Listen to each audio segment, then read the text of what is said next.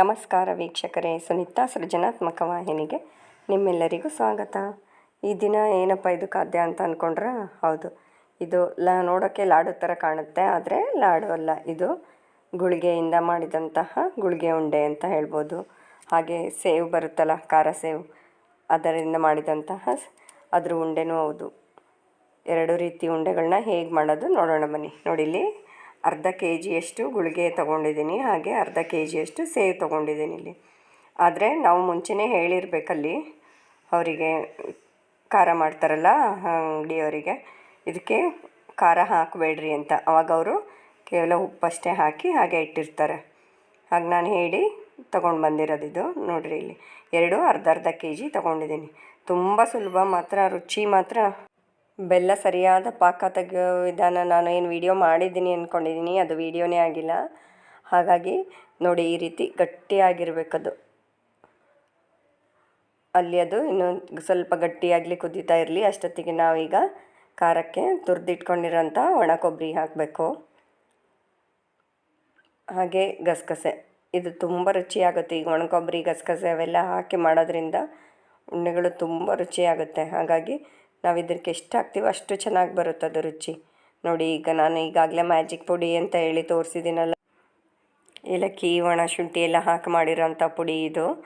ಈಗ ಅದನ್ನು ಸಹ ಹಾಕಿ, ಒಣ ಕೊಬ್ಬರಿ, ಗಸಗಸೆ, ಏಲಕ್ಕಿ ಎಲ್ಲನೂ ಹಾಕಿ ಸರಿಯಾಗಿ, ಏಲಕ್ಕಿ ಪುಡಿ ಎಲ್ಲ ಹಾಕಿ ಸರಿಯಾಗಿ ಹೊಂದ್ಕೊಳ್ಳೋ ಹಾಗೆ ಕಲಿಸ್ಕೋಬೇಕು. ನೋಡಿ, ಈ ರೀತಿ ಕಲಿಸ್ಕೊಂಡ್ಮೇಲೆ ನಾವು ಈಗ ಇದಕ್ಕೆ ಏನು ಬೆಲ್ಲ ಪಾಕ ಮಾಡಿಟ್ಕೊಂಡಿರ್ತೀವಲ್ಲ, ನೋಡಿ ಇಲ್ಲಿ ಗಟ್ಟಿ ಇರಬೇಕಿದು, ಗಟ್ಟಿ ಪಾಕ ಆಗಬೇಕು ಸ್ವಲ್ಪ. ಅಂದರೆ ಸಾಮಾನ್ಯವಾಗಿ ಉಂಡೆಗಳು ಮಾಡಬೇಕಾದ್ರೆ ನಾವು ಕಡಲೆ, ಶೇಂಗಾ ಎಲ್ಲ ಕಟ್ಟಾದಮೇಲೆ ಕೊನೆಯಲ್ಲಿ ಈ ಉಂಡೆ ಕಟ್ಟಿದರೆ ಅವಾಗ ಇನ್ನೂ ಪಾಕ ಗಟ್ಟಿಯಾಗಿರುತ್ತೆ, ಅವಾಗ ಚೆನ್ನಾಗಿ ಅನಿಸುತ್ತೆ. ಹಾಗಾಗಿ ಇಲ್ಲಪ್ಪ, ನಾವು ಇದೊಂದನ್ನೇ ಮಾಡ್ತಾಯಿದ್ದೀವಿ ಅಂದರೆ ಸ್ವಲ್ಪ ಗಟ್ಟಿ ಪಾಕ ಮಾಡ್ಕೊಳ್ರಿ, ಚೆನ್ನಾಗಿ ಪಾಕ ಗಟ್ಟಿಯಾಗಲಿ. ಆವಾಗ ಇದನ್ನು ಮಾಡಿದರೆ ಬೇಗ ಅಂಟ್ಕೊಳ್ಳುತ್ತಿದ್ದು. ನೋಡಿ, ಈಗ ಎರಡಕ್ಕೂ ಹಾಕಿದ ತಕ್ಷಣವೇ ಇಲ್ಲ ಕಟ್ಟೋಕ್ಕಾಗಲ್ಲ ಇದು, ಯಾಕಂದರೆ ಇದು ಸ್ವಲ್ಪ ಉದುರಿರೋದ್ರಿಂದ ಎಲ್ಲ ಹೀರ್ಕೋಬೇಕು. ನೋಡಿ, ಈಗ ಎಲ್ಲ ಈ ರೀತಿ ಹಾಕಿ ನಾನು ಒಂದು 5ರಿಂದ 10 ನಿಮಿಷ, ನೋಡಿದ್ರೆ ಗೊತ್ತಾಗುತ್ತೆ ಈಗ ಅಂಟ್ತಾ ಇದ್ದೇನಾ ಅಂತ ಹೇಳಿ.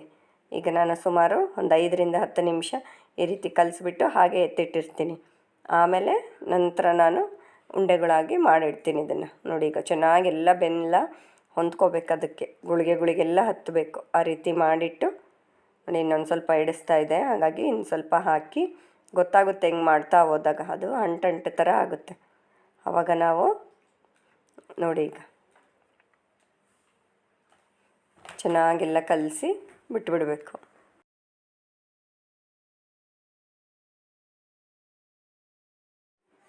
ಈಗ ಸೇವನು ಸಹ ನಾನು ಅದೇ ರೀತಿ ಕಲಿಸ್ತಾ ಇದ್ದೀನಿ. ನೋಡಿ, ಈಗ ಇದನ್ನು ಅಷ್ಟೇ ಚೆನ್ನಾಗೆಲ್ಲ ಬೆಲ್ಲ ಅದಕ್ಕೆಲ್ಲ ಸೇವುಗಳಿಗೆ ಇಟ್ಕೋಬೇಕು, ಚೆನ್ನಾಗಿ ಅಂಟಬೇಕು. ಆ ರೀತಿಯಾಗಿ ಚೆನ್ನಾಗಿ ಕಲಿಸ್ಬೇಕು. ಆವಾಗದು ಸ್ವಲ್ಪತ್ತಿಗೆ ಎಲ್ಲ ಸರಿ ಹೋಗುತ್ತೆ. ನೋಡಿ, ನಾವು ಕಟ್ಕೋಬೇಕಾಗುತ್ತೆ. ಸುಮಾರು ಒಂದು 5ರಿಂದ 10 ನಿಮಿಷ ಆಗುತ್ತಲ್ಲ. ನಂತರ ನಾವು ಈಗ ಮತ್ತೆ ಒಣ ಕೊಬ್ಬರಿ ಮತ್ತು ಗಸಗಸೆ ಒಂದು ಸ್ವಲ್ಪ ತೊಗೊಂಡಿರ್ತೀವಲ್ಲ, ಅದನ್ನು ತೊಗೊಂಡು ಕೈ ಎತ್ಕೋಬೇಕು. ಈಗ ಇದು ಕಡಲೆ ಉಂಡೆ, ಶೇಂಗಾ ಉಂಡೆ ಕಟ್ಟಿದಷ್ಟು ಸುಲಭ ಅಲ್ಲ, ಸ್ವಲ್ಪ ಕಷ್ಟ. ಅಂದರೆ ಮೊದಲನೇ ಬಾರಿ ಮಾಡಬೇಕಾದ್ರೆ ಸ್ವಲ್ಪ ಕಷ್ಟ ಅನಿಸುತ್ತೆ. ಹಾಗಾಗಿ ನೋಡಿ, ಇಲ್ಲಿ ಸ್ವಲ್ಪ ಕಡಲೆ ಪುಡಿ, ಇದು ಒಳ್ಳೆ ಬೈಂಡಿಂಗು ಕೊಡುತ್ತೆ, ಹಾಗಾಗಿ ಚೆನ್ನಾಗಿ ಅಂಟ್ಕೊಳುತ್ತೆ ಅದು. ಈಗ ನಾವು ಶೇಂಗಾ ಉಂಡೆ ಕಟ್ಟಬೇಕಾದ್ರೆ ಸ್ವಲ್ಪ ಕಡಲೆ ಪುಡಿಗೆ ಕೈ ಎಲ್ಲ ಹತ್ಕೊತೀವಲ್ಲ, ಆ ರೀತಿ ಕೈ ಎತ್ಕೊಂಡು ನೋಡಿ, ಈ ರೀತಿ ಹಗುರವಾಗಿ ಈ ರೀತಿ ಕಟ್ತಾ ಹೋಗಬೇಕು. ಇದೇ ರೀತಿ ಕಟ್ಟಿ ನಾವು ಈಗ ಇದು ನೋಡೋಕ್ಕೂ ಇನ್ನೂ ಚೆನ್ನಾಗಾಗಬೇಕಪ್ಪ ಅಂತ ಅಂದರೆ, ಈಗಾಗಲೇ ನಾವು ಒಣ ಕೊಬ್ಬರಿ, ಗಸಗಸೆ ಹಾಕಿದ್ದೀವಿ, ಆದರೂ ಇದು ನೋಡೋಕೆ ಇನ್ನೂ ಚೆಂದನೂ ಕಾಣುತ್ತೆ. ಹೆಂಗಪ್ಪ ಮಾಡೋದು ಅಂದರೆ, ನೋಡಿ, ಈಗ ನಾವು ಉಂಡೆ ಕಟ್ಟಿದ ಮೇಲೆ ಈ ರೀತಿ ಒಣ ಕೊಬ್ಬರಿ, ಗಸಗಸೆಯಲ್ಲಿ ಒಮ್ಮೆ ಈ ರೀತಿ ಹುರುಳಿಸ್ಬಿಟ್ರೆ ಮತ್ತೆ ನೋಡೋಕ್ಕಂತೂ ತುಂಬ ಚೆನ್ನಾಗಾಗುತ್ತೆ. ನೋಡಿದ ತಕ್ಷಣವೇ ತಿನ್ನಬೇಕು ಅನಿಸುತ್ತೆ. ನೋಡಿ, ಈಗ ನೋಡಿ, ಸ್ವಲ್ಪ ಒಂದೊಂದು ಸರಿ ಇದು ಇನ್ನೂ ಅಂಟ್ಕೊಂಡಿಲ್ಲಪ್ಪ ಸ್ವಲ್ಪ ಅಂದಾಗ ಒಮ್ಮೆ ಬಿಟ್ಕೊಂಡ್ಬಿಡುತ್ತೆ. ಆವಾಗ ಬೇಕಾದರೆ ಇನ್ನೊಂದು ಸ್ವಲ್ಪ ಬೆಲ್ಲದ ಪಾಕ ಹಾಕಿ ಮತ್ತೆ ಸರಿಯಾಗಿ ಕಟ್ಟಿಬಿಟ್ರೆ ಭಾಳ ಚೆನ್ನಾಗುತ್ತೆ. ಒಮ್ಮೆ ಕಟ್ಟಿ ಸರಿ ಬಂದುಬಿಟ್ರೆ ಉಂಡೆ ಆಮೇಲೆ ಎಷ್ಟಂದರೂ ಬಿಚ್ಕೊಳಲ್ಲ ಅದು, ಆ ಥರ.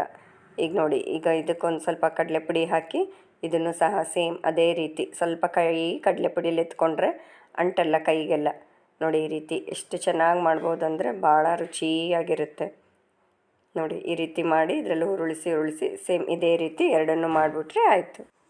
ಕಟ್ಟುವಾಗ ನಾವು ಸ್ವಲ್ಪ ಈ ರೀತಿ ಒತ್ತಿ ಕಟ್ಟಿಬಿಟ್ರೆ ಅದೇ ಯಾವ ಕಾರಣಕ್ಕೂ ಹೊಡೆದೋಗಲ್ಲ ಉಂಡೆ. ನೋಡಿ ಈಗ ನಾನು ತೋರ್ಸೋಕ್ಕೆ ಈ ರೀತಿ ಮಾಡಿದ್ದೆ. ಈಗ ನೋಡಿ ಇಷ್ಟೇ ಹಿಟ್ಟು ಖರ್ಚಾಗಿದ್ದು, ಆವಾಗಲೇ ತೋರಿಸಿದ್ನಲ್ಲ ತಟ್ಟೆಲಿ ಕಡಲೆ ಹಿಟ್ಟು ಕಡಲೆ ಪುಡಿ ಅಷ್ಟೇ ಖರ್ಚಾಗಿದ್ದು. ನೋಡಿ ಈಗ ಮೊದಲಿಗೆ ನಾನೆಲ್ಲ ಈ ರೀತಿ ಮಾಡಿಟ್ಕೊಂಡ್ಬಿಡ್ತೀನಿ, ಒಂದೊಂದನ್ನೇ ಆ ರೀತಿ ಉರುಳ್ಸೋಕ್ಕೆ ಸರಿ ಹೋಗಲ್ಲ. ಹಾಗಾಗಿ ಈ ರೀತಿ ಎಲ್ಲವನ್ನು ಮಾಡಿಟ್ಕೊಂಡು ನಂತರ ನಾನು ನೋಡಿ ಒಂದು ಸ್ವಲ್ಪ ಕಟ್ಟಿಟ್ಟಾಗ ಒಂದೊಂದು ಕೆಲವೊಂದು ಯಾವುದಾದ್ರೂ ಈ ಥರ ಹೊಡ್ಕೊಂಡಂಗೆ ಆಗಿರುತ್ತೆ, ಅವನ್ನು ಮತ್ತೊಮ್ಮೆ ಸರಿ ಮಾಡಿ ಈ ರೀತಿ ಎಲ್ಲವನ್ನು ಹಾಕಿ ಉರುಳಿಸಿಟ್ಬಿಟ್ರೆ ಆಯಿತು. ಈಗ ನಾವೇನು ಈಗ ಮೊದಲಿಗೆ ಆ ರೀತಿ ಸ್ವಲ್ಪ ಬಿಟ್ಕೊಂಡಂಗೆ ಆಗಿರುತ್ತೆ, ಈ ರೀತಿ ನಾವು ಕೊಬ್ಬರಿ ಮತ್ತು ಗಸಗಸೆಲಿ ಈ ಥರ ಉರುಳಿಸಿ ಕಟ್ಟಿಬಿಟ್ರೆ ಯಾವ ಕಾರಣಕ್ಕೂ ಬಿಟ್ಕೊಳಲ್ಲ. ಅದು ಅಷ್ಟೊತ್ತಿಗೆ ಪಾಕ ಎಲ್ಲ ಹೀರ್ಕೊಂಡು ಅಂಟು ಥರ ಆಗಿರುತ್ತೆ ಅದಕ್ಕೆ, ಗುಳಿಗೆ ಮತ್ತು ಸೇವಿಗೆ. ಹಾಗಾಗಿ ನೋಡಿ ಈ ರೀತಿ ಮಾಡಿಟ್ಬಿಟ್ರೆ ಯಾವ ಕಾರಣಕ್ಕೂ ಅದು ಬಿಚ್ಕೊಳಲ್ಲ. ಇಷ್ಟೇ. ನಮ್ಮ ಮನೇಲಿ ಶೇಂಗಾ ಉಂಡೆ ಕಡಲೆ ಉಂಡೆ ಎಲ್ಲ ಮಾಡಿದಾಗ ಇವನ್ನು ಮಾಡಿಬಿಟ್ರೆ ಮೊದಲಿಗೆ ಇದನ್ನೇ ಖರ್ಚಾಗೋದು. ಹಾಗಾಗಿ ತುಂಬ ರುಚಿಯಾಗಿರುತ್ತೆ. ಒಮ್ಮೆ ನೀವು ಸಹ ಎಲ್ಲರೂ ಪ್ರಯತ್ನ ಪಟ್ಟು ನೋಡಿ ಎಷ್ಟು ಚೆನ್ನಾಗಾಗಿದೆ ಅಲ್ವಾ. ಅಂಥ ಕಷ್ಟವೂ ಇಲ್ಲ, ಎಷ್ಟು ಸುಲಭವಾಗಿ ಮಾಡ್ಬೋದಲ್ವ. ಬೇಕಿದ್ದರೆ ನಾವು ಉಂಡೆಗಳು ಕಟ್ಟಿದಾಗ ಪಾಕ ಉಳಿದಿರುತ್ತಲ್ಲ ಅದರಲ್ಲಂತೂ ಇನ್ನೂ ಚೆನ್ನಾಗಾಗುತ್ತೆ, ಯಾಕಂದರೆ ಅದು ಕುದ್ದು ಗಟ್ಟಿಯಾಗಿರುತ್ತಲ್ಲ, ಆ ಪಾಕದಲ್ಲೂ ಅಷ್ಟೇ ಮಾಡ್ಬೋದು. ಸ್ವಲ್ಪ ಗಟ್ಟಿ ಪಾಕ ಆದರೆ ಚೆನ್ನಾಗೆ. ಹಾಗಾಗಿ ನೀವು ಸಹ ಒಮ್ಮೆ ಮನೇಲಿ ಪ್ರಯತ್ನ ಮಾಡಿ ನೋಡಿ. ಹಾಗಾದರೆ ಗೊತ್ತಿದೆ ಇಲ್ಲ, ಲೈಕ್ ಕಮೆಂಟ್ ಮತ್ತು ಸಬ್ಸ್ಕ್ರೈಬ್ ಮಾಡೋದನ್ನು ಮಾತ್ರ ಮರಿಬೇಡಿ. ಸಬ್ಸ್ಕ್ರೈಬ್ ಮಾಡದೆ ಹಾಗೆ ನೋಡ್ತಾ ಇದ್ದರೆ ಸಬ್ಸ್ಕ್ರೈಬ್ ಮಾಡ್ಕೊಳ್ಳಿ, ಆವಾಗ ನಾನು ಹಾಕಿದ ವಿಡಿಯೋಗಳನ್ನೆಲ್ಲ ನೀವು ಸುಲಭವಾಗಿ ನೋಡೋಕ್ಕೆ ಸಹಾಯ ಆಗುತ್ತೆ. ಧನ್ಯವಾದಗಳು ವೀಕ್ಷಕರೇ.